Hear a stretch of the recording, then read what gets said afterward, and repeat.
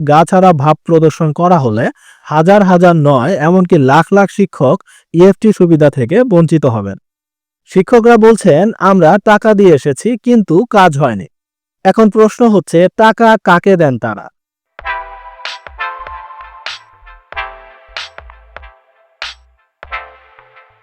ইএফটিতে বেতন পেতে মাধ্যমিক ও উচ্চশিক্ষা অধিদপ্তর থেকে শিক্ষকদের কাছে জাতীয় পরিচয়পত্রের নম্বর ও এসএসসি সনদ অনুযায়ী শিক্ষকদের নাম চাওয়া হয়েছে।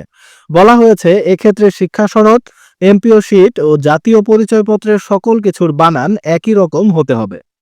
এগুলো অবশ্যই যৌক্তিক কথা, কিন্তু যখন শিক্ষকদের বেতন ব্যাংকের মাধ্যমে দেওয়া শুরু হলো এবং কম্পিউটারে তথ্য রাখা শুরু হলো, তখন বাংলা থেকে ইংরেজি করার নাম বিভিন্নভাবে লেখা হয়েছে। অনেকের নামের আগে মুহাম্মদ রয়েছে এবং এক একজন এটি এক একভাবে লিখেন। নামের আগে মুহাম্মদ কেউ এভাবে লেখে, আবার কেউ এইভাবে লেখে, কেউ বা এইভাবে লেখে, আবার অনেকেই এইভাবে লেখে। প্রাইভেট ব্যাংকে মূল নামের আগের বিষয়টিকে গুরুত্ব দেয় না, মূল নাম ঠিক আছে কিনা সেটি দেখে সহজেই লেনদেন করতে দেয়। কিন্তু সরকারি ব্যাংক বা অফিসের নিয়ম আলাদা। শিক্ষকদের ক্ষেত্রে যা ঘটেছে তা হলো, কারোর নাম বাংলায় লেখা ছিল কবির, ইংরেজিতে বোর্ডে হয়তো লিখেছে খাবির, মাউসিতে কম্পিউটারে লিখেছে খবির। এভাবে অনেক শিক্ষক কর্মচারীর শিক্ষা সনদ, জাতীয় পরিচয়পত্র ও এমপিও শিটে নামের বানানে পার্থক্য রয়েছে। অনেকের নামের স্থলে জেড এর পরিবর্তে জে হয়ে আছে, আবার কারো বা জি হয়ে আছে। কারোর ক্ষেত্রে ইউ এর স্থলে ও হয়ে আছে, কারোর আবার আ এর স্থলে ই হয়ে আছে। কারো আবার শিক্ষা সনদ ও এমপিও শিটে কোনো ভুল না থাকলেও আইডি কার্ডের নামের বানানে 1 কিংবা 2 অক্ষরের মিল বা অমিল রয়েছে। 5.5 লাখ শিক্ষকের মধ্যে কয়েক লাখেরই এই সমস্যা হবে। বেশিরভাগ এমপিও শিটে নামের বানানে ভুল রয়েছে। এমপিও ভুক্তির সময় নির্ধারিত ফর্মে নামের বাংলা ও ইংরেজি বানান স্পষ্ট করে লিখে দিলেও এমপিও শিটে ইংরেজি বানানটি যে কারণে হোক 2-1টি অক্ষর এদিক সেদিক হয়ে আছে। কেন হয়েছে, কিভাবে হয়েছে, সেটির সঠিক কোনো তথ্য নেই।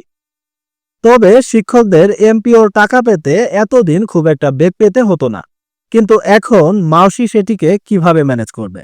নামের বানানে কিংবা আলাদা আলাদা ডকুমেন্টে নাম ভিন্ন ভিন্নভাবে লিখিত হওয়ার কারণে পুরো পদ্ধতিতে একটি মারাত্মক সমস্যার সৃষ্টি হয়েছে। ইএফটি নামক উন্নত পদ্ধতির সেবা থেকে শিক্ষকরা বঞ্চিত হওয়ার চিন্তায় অস্থির হয়ে আছেন। কেউ কেউ কমেন্টে তাদের দুশ্চিন্তার কথা জানিয়েছেন। ইএফটিতে বেতন না হওয়ার পেছনে যে ভুলগুলোর কথা বলা হচ্ছে, সেগুলো সংশোধন করা তো সহজ নয়। সেই পটুয়াখালীর কোনো গ্রামের এক শিক্ষক সপ্তাহখানেক সময় স্যাক্রিফাইস করে যখন ঢাকা মাউসিতে আসবেন, তার কাজটি তো একদিনে বা দুদিনে বা সহজেই হওয়ার কোনো পথ নেই। তিনি হয়তো মাউসির পরিচালক মাধ্যমিকের কাছে আসবেন, এসে কবে যে তাকে পাওয়া যাবে তার তো কোনো হিসাব নেই। আমি ঢাকা থেকে বহুবার গিয়ে দেখেছি, রুমে নেই, অফিসের বাইরে। আর দূর দূরান্ত থেকে শিক্ষকরা এসে ঘন্টার পর ঘন্টা, দিনের পর দিন অপেক্ষা করছেন। কাঙ্ক্ষিত কর্মকর্তার সঙ্গে কখন যে দেখা হবে তার কোনো হিসাব নেই। ধরা যাক 2-3 দিন ঘোরাঘুরি করার পর মাধ্যমিক পরিচালকের সঙ্গে দেখা করলেন। তার সেকশনে কি কম্পিউটারে সেটি সংশোধন করার কোনো সিস্টেম আছে? যতটা জানি সেই সিস্টেম নেই। কম্পিউটার সেকশন কিংবা যেখানে সব ডাটা আছে সেখানে দায়িত্ব নিয়ে কে সেই নাম ঠিক করবে? হাজার হাজার লাখ লাখ শিক্ষক। এভাবেই শিক্ষকদের অনেকেরই নাম সংশোধন করা হয়নি এখনো। শিক্ষকরা বলছেন, আমরা টাকা দিয়ে এসেছি কিন্তু কাজ হয়নি। এখন প্রশ্ন হচ্ছে, টাকা কাকে দেন তারা? ঘন্টার পর ঘন্টা বসে থাকার পর পিয়ন ও কর্মচারীরা তাদেরকে আশ্বাস দেন যে টাকার বিনিময়ে তারা কাজটি করে দিতে পারবে, কিন্তু সেখানেও কোনো কাজ হয় না এবং টাকাটাও যায় জলে। অধিদপ্তর বলছে, সকল তথ্য সঠিক না থাকলে এমপিওর টাকা শিক্ষক কর্মচারীদের ব্যাংক হিসাবে জমা হবে না।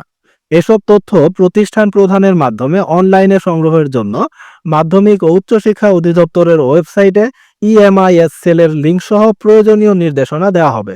এসব তথ্য সংগ্রহ করে শিক্ষকদের প্রস্তুত থাকতে নির্দেশ দিয়েছে শিক্ষা অধিদপ্তর।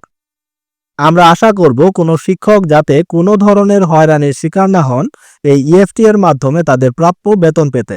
মাউসিকে খেয়াল রাখতে হবে যে স্বল্প সময়ের মধ্যে বিশাল সংখ্যক শিক্ষকের তথ্য সঠিকভাবে হালনাগাদ করার ক্যাপাসিটি তার আছে কিনা। সময় নিয়ে এবং এলাকা ভিত্তিক সমাধান করার তারিখ নির্ধারিত করে দিলে শিক্ষকদের হয়রানি অনেকটাই কমবে। বর্তমান পদ্ধতিতে গা ছাড়া ভাব প্রদর্শন করা হলে হাজার হাজার নয় এমনকি লাখ লাখ শিক্ষক ইএফটি সুবিধা থেকে বঞ্চিত হবেন। আজকের ভিডিও এ পর্যন্তই। এ সম্পর্কে আপনাদের মূল্যবান মন্তব্য ও মতামত জানাতে পারেন কমেন্টে। ভিডিওটি ভালো লেগে থাকলে ভিডিওতে একটি লাইক দিয়ে শেয়ার করে দিন। আর আপনি যদি এই চ্যানেলের ভিডিও প্রথমবার দেখে থাকেন এবং এমন গুরুত্বপূর্ণ ভিডিও নিয়মিত পেতে চান তাহলে অবশ্যই চ্যানেলটি সাবস্ক্রাইব করে রেখে দিন। দেখা হবে নতুন কোনো ভিডিওতে নতুন কোনো গুরুত্বপূর্ণ টপিক নিয়ে। ততক্ষণ পর্যন্ত ভালো থাকুন। আল্লাহ হাফেজ।